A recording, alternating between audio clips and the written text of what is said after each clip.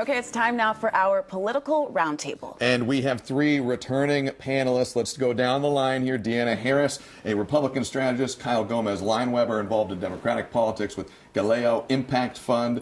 Greg Bluestein, AJC politics reporter. It's so good to have all three of you back. It's been it's becoming the cliche, but it's true, another busy week in Georgia politics. No slow days. No slow days at all. Even though, Greg, I mean, typically this time of year is usually a little slow, right? Yeah, there's no summer doldrums here. There's no sleepy summer for us political junkies. And this was a really big week. In the last couple days, we had Governor Brian Kemp staying out of the Senate race, Marjorie Taylor Greene staying out of the Senate race, two Republicans getting in that race, Congressman Buddy Carter, Insurance Commissioner John King. The big question, though, is we know they're not going to be the last. Who's next? And we know that Donald Trump and Brian Kemp met in a secret location in Washington a week ago to talk about getting behind a unifying Republican candidate. We don't know if they will be able to do that, but we know they were talking about a few candidates there. And that was a story that you broke, Greg. You've covered politics in Georgia for a long time.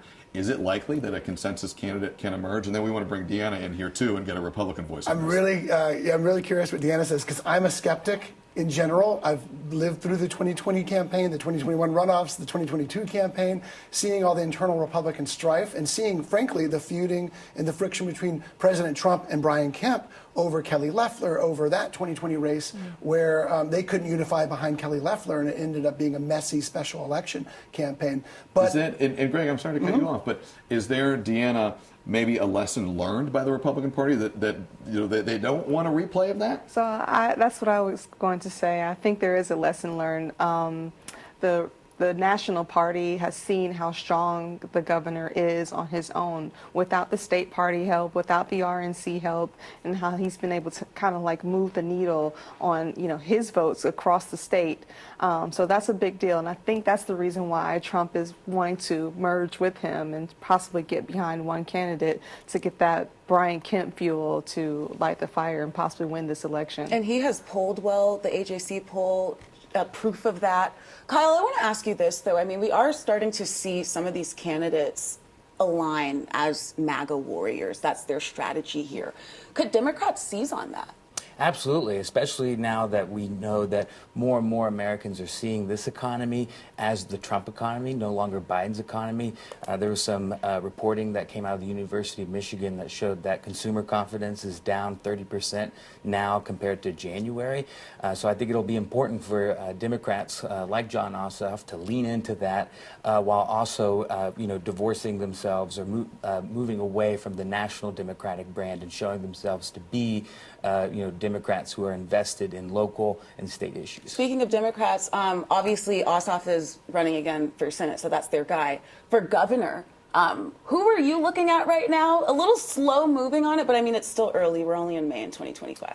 Yeah, absolutely. Well, obviously, we know that Jason Estevez is running for governor, who, he's had an interesting career as a state senator, built relationships not just with his Democratic counterparts, but as well some Republicans from across the aisle. Then we're also waiting to see what happens with Keisha Lance Bottoms, Mike Thurmond, former CEO of DeKalb, and of course now there's some rumblings about Stacey Abrams. So we'll see what happens. Stacey Abrams ran a third time. I was going to say, I hope you bring up Stacey Abrams at the end of your list there, because she is the probably the biggest name candidate, not yet candidate in this race, but kind of lingering out there. Will she, won't she? We got 20 seconds left. Greg, what do you know about this? I think she's the sort of break the emergency glass candidate. She has not made any moves towards running, but she has the name recognition, the fundraising network, the backstory, the history, that she could be a very formidable candidate with a snap of the fingers if she decides to get in.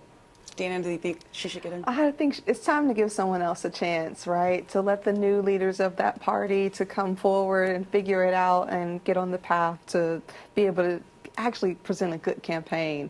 I think her time's up. Well, we will see. She did tell our Aisha Howard that she was a great reporter and asked me the next question. So on that point, we will be back after the commercial break for some more time with our panel.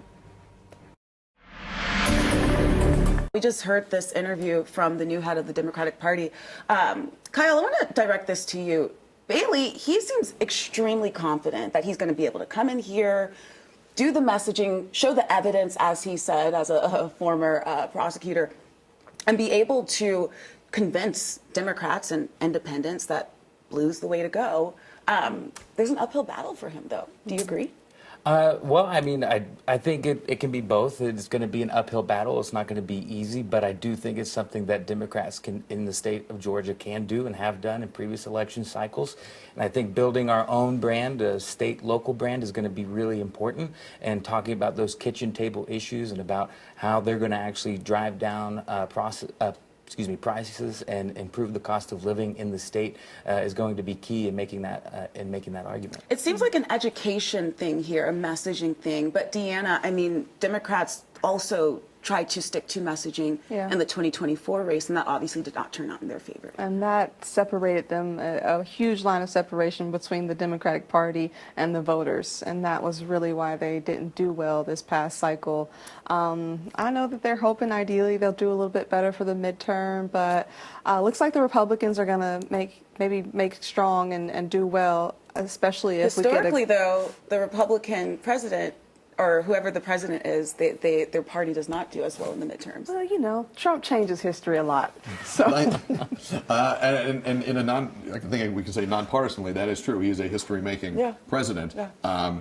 Deanna, I do want to linger on this point for a moment, though, because there are primaries coming up, and there's been a lot of talk about the hope of many Republicans to avoid potentially messy primary battle or primary battles. You're talking about the governor's race. You're talking about the U.S. Senate race here, too. Is that a worry that Republicans may get bogged down battling each other and lose sight of the general? Never. It's just for me, I believe it's just a part of the process.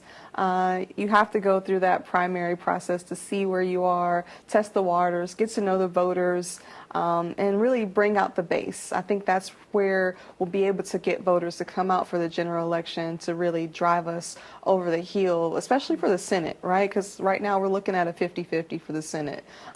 So with more Republicans involved in the primary, they'll probably be able to touch each area of the state where, you know, normally that wouldn't happen. And so that way we can get that plus 50 to be able to get that seat back. It's going to be a big race, a very expensive race. Let's switch gears really quick here. We know that Governor Kemp signed a lot of bills this week. Greg, I want to bring you in here. Any surprises to you? Anything that stood out? Yeah, this was the end of the bill signing period, and the biggest surprise to me was he signed measure by a now U.S. Treasurer, Brandon Beach, who was then a Republican state senator, allowing Donald Trump and his allies to recoup some of his legal fees from the Fulton County election interference case if Fani Willis ends up getting disqualified from that case.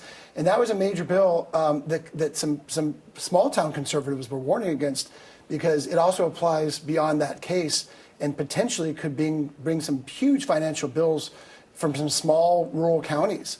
So I was surprised that he signed that bill, although Brandon Beach and his allies were expecting it, and this is a major favor to Donald Trump. Also on that bill, money for those who were wrongfully incarcerated, so that money has to come from somewhere, I think $75,000 per year. So, yeah. On this note, we start and we end the same way. We have so much to talk about. Unfortunately, we're going to go to break now. But on 11 Alive Plus, you can see more of our panel on TV. Stay with us. We'll be right back after the break.